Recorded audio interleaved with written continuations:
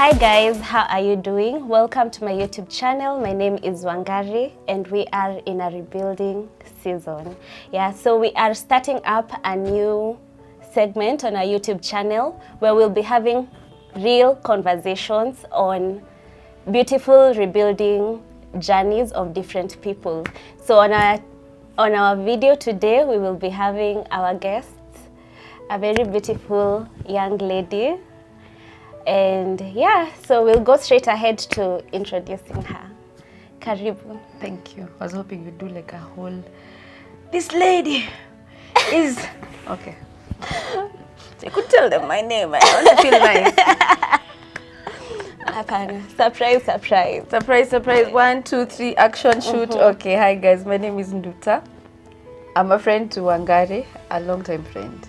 And yes, as you can see, I'm very beautiful, like she has said. Thank God. Okay. A singer, songwriter, music teacher. I'm born again. Yes. And I'm here to discuss rebuilding. Yeah. I'm happy to be here. Thank you for honoring my invite. And you look very nice. Thank you, Esther. Yeah, so I believe everyone has their own different journey, and rebuilding comes from different angles for everyone. And I actually think there are people who have had the chance to rebuild from different points of their lives. There's someone who rebuild from a point of let's say a failed marriage, and then kidogo they rebuild from a point of a failed business. So yeah, we'll want to hear your story, maybe a little bit of your before point of getting to a point of rebuilding. Yeah. Okay. So mine was, I think for me, is rebuilding from a point of a failed personality. Oh, interesting. Yeah, but I think you cannot rebuild if you do not know the truth about who you're supposed to be. You cannot.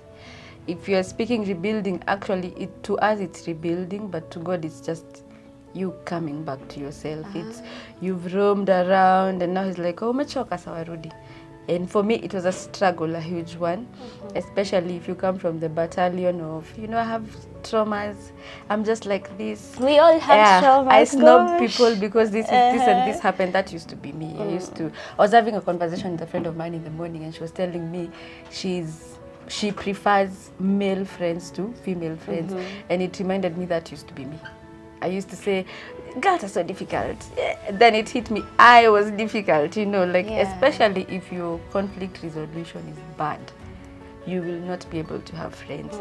And so my rebuilding came hard. It was after a lot of failed friendships. I have always wondered why I struggled with friendships. It used to bother me a lot. Was it like friendships generally with, you see the way you're saying your friend will say, I prefer male friendships to female. Was it generally like with anyone you interact with, you feel like you cringe, like? Yeah. I think mostly the hugest issue was I have serious social anxiety. I could be bubbling up with you here, but take me to a group of people I don't know, I will misrepresent my whole clan. Yani nitatoka hapo nikishindwa, Esther mbona ulisema hivyo? Si hapo ungesema. So I really struggled, and then it was from a point of knowing that there's so many things we can do in this life, but the one thing that matters to God the most is how you treat people. He does not even care if you're the best singer. Those things don't matter to him. But the thing that he says the most is, you cannot claim to love me and you don't love people. That's a lie. Yeah. So me, I was coming from a point of my calling is with people, and this is the area I'm struggling the most. I could think I'm saying the right thing, but my delivery is wrong. Or I'm delivering the right thing the wrong time, you get? So I had to start from scratch. You've joked, before we started, they were joking about how small I was.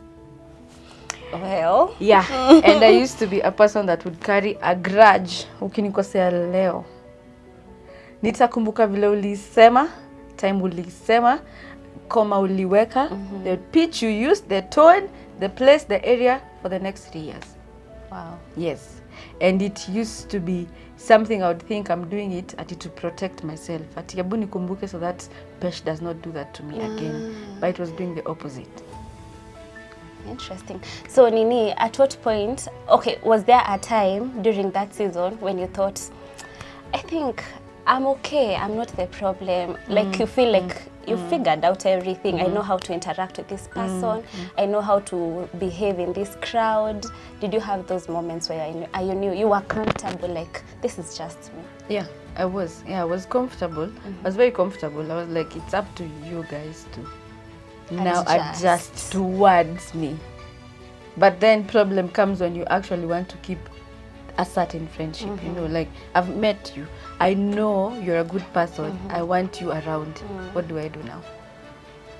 Yes, yes. Because at first I used to be the person that would first see the negative side of people, thinking it's protection. Like if I meet you, I first observe mashida zako. I'm like, anakani kama anaweza ni snob. Okay, so now I tick the negative sides and higher, let me get to know you. Oh, yeah. Okay. It's defense Which mechanisms. I think most of us do that. Yes. Yeah. But now imagine, there are actually genuinely nice people out there. Yeah. There are. Not everyone has like skeletons that they're trying to hide from you. So I had to learn, like, could you work on getting to know the bright side of people as well? In the same way you're investing in jua makosa yake, could you know the good side of people? Because the beauty of working on yourself is you start giving people grace as well. You start to at least look at yourself with honesty. You start to tell yourself, but then mimi ni mbaya because I do. Now, since I know the struggle I took to build this person, if I meet someone that is on their way, I'm more graceful. I'm like, oh, okay, bado hujafigure out your part, ni sawa. So yeah, it had to come from my personality to my career. I had to get, especially also career-wise, I had to get to a place and say, this is not it. This is really not it. I don't want this anymore. Yeah. Nice. So, okay, now that you have said it, you got to a point where you realized, now this is not it. I have to work on myself. So what was that turning point? You know, there's that one thing that happens and it awakens you like, wow. Maybe you could lose that one friendship that you really valued, and then now it awakens you to know, now I have to interact with people better. So what was that one wake-up call that made you decide, you know what? I think for me, it's dad. Losing dad was like anyone who knows me knows there's a different Esther when she had a father, and not that I don't have I still have a father. King of kings. But I think losing him made me realize I'm way stronger than I give myself credit for. Because you know, I used to be affected by pesha jajibu text yangu, sasa nitafanya nini. Then now life was teaching me, like, your dad is gone and yet you're still here. Like, you've handled it relatively nicely, which means, Esther, you're not that weak. You really are not that weak. So I think that blast in my life was the shifting. That's when I also added weight kwa ambao wanajua picha za kitambo, because I finally let go. I was like, I feel this is the biggest pain I've felt in life, and I'm still here. So it's time to fix things. I used to know life is short, yes, but I didn't think it would be short that close to home. And I was like, okay, because I remember sitting down with my siblings and we used to tell each other, now what this has taught us is, when you're brushing your teeth in the morning, you have to brush them as if it's the last time you're going to brush them. When you're dressing in the morning, dress as if that's the last time. And to be honest, it's been 6 years and that's what I do every day. Oh, nice. Yeah. So now that you have mentioned, I would want to know, is there, especially with maybe grief coming in the picture, is there usually a moment of rebuilding from, how do I put it? Is there rebuilding after grief, after loss of a loved one? There is, because I also had to learn that life moves on for everyone else.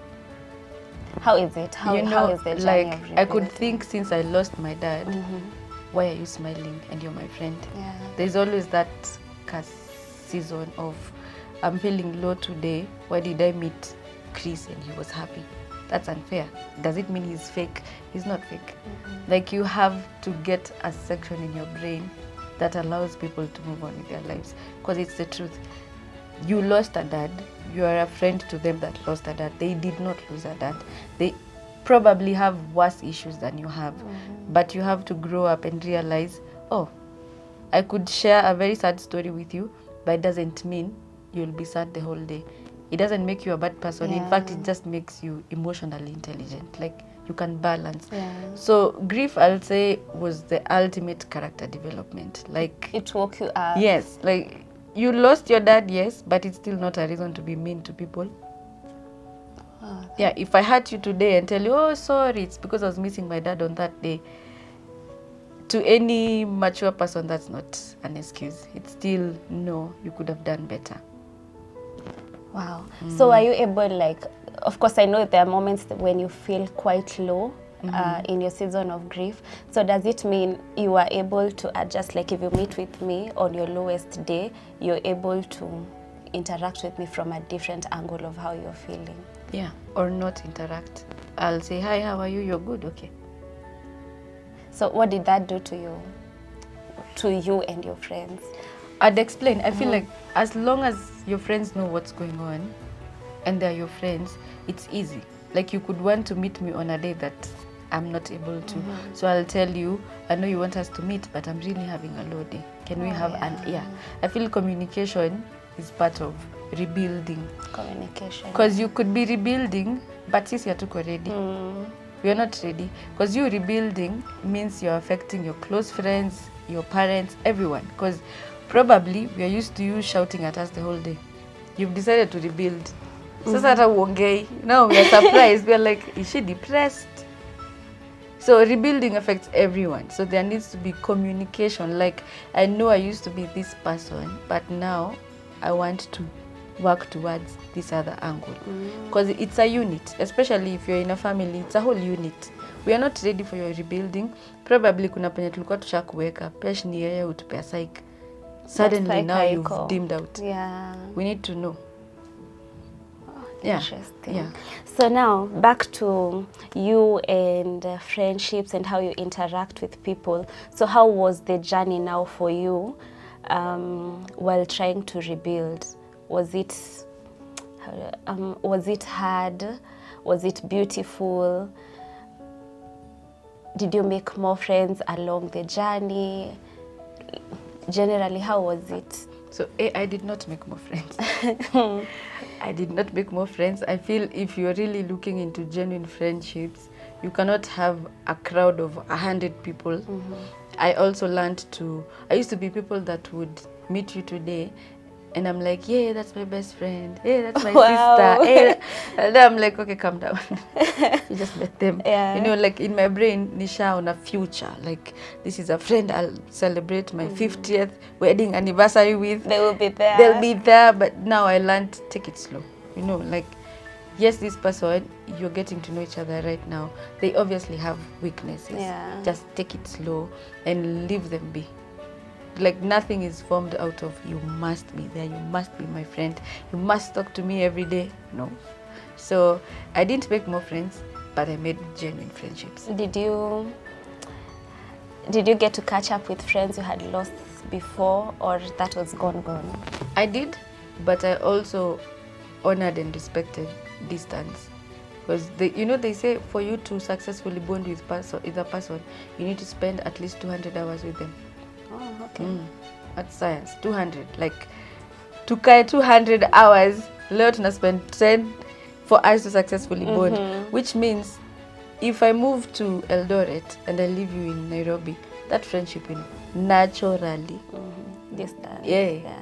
It's not that you are a bad person or I'm a bad person. It's time and distance. If you get 10 kids and I have 1 kid, probably that friendship will still, I give you 10 kids. If someone gets 10 kids and I have 1, again, hatuna material mingi yaku. So I also started to realize there are so many things that contribute to a friendship working or not working. It's not that you're bad people. It's this season hatuko pamoja. Distance matters a lot. Context matters a lot. Sometimes you're just not that bonded, and it's okay. So I got to reconnect with them and to also realize, we're in 2 separate pages, and that's okay. Oh, nice. Now that you have rebuilt in your personality, how you interact with people, how does the future look for you in terms of, because now you're working with people, you're working now, right? You're a brand, you'll be holding more shows, more and more and more shows. Yeah, how does the future now, how do you see your future now? I think relationships wise, that is friendships and everything, the future looks very bright. Because at least I'm able to meet people where they are and to accept this is the best Pesh could do. That's it. Career wise, I just did my first live recording. Shango na vigelegele. Yay! Tumilia, guys. Yeah. And yeah, that's also a product of rebuilding. Because there are days I never ever thought I'd ever do a live recording, but somehow God just prepares you along the way. Because sasa umemature, I think you can handle a crowd of 70 people, you know. So the future is bright. I feel, for me, my view about life is you are never given something you can't qualify for. You must qualify. You must, especially if you're in God, you have to qualify. He cannot just give you a crowd of 200 people that he knows you won't handle. Na anajua tu utaenda kusema vitu not emotionally intelligent or not even kind. So it's qualification. I'm ready for the process. I'm ready to qualify for more, because that's the truth. I'm ready to be prepared for more. And the future is very bright. The songs will be coming out very soon. And I'm very excited. Nice. That was beautiful. Yeah. Hi, and now, as we close up on this, I would want you to speak to someone who is in their journey of rebuilding. Could be from grief, especially that it's something that you have gone through, or maybe just working on your personality, how you interact with people you work with, people you meet, friends, relatives. What would you tell them? I think, grief-wise, you will never get over it. That's the truth. Like, I tried to remind myself, I could try to cry it out, yote ishe, but it will never be enough. When I get my child, I'll wish, oh, I wish your grandfather could be here to see you. When I get married, I'll be like, oh, I wish you would walk me down the aisle. So if I choose to cry it out today, it's a lie. That's a lie. Next time I go visit mom, I'll be like, oh, I wish you'd be seated here. So you don't quite get over it as quickly as we think you can. But you learn how to live with it.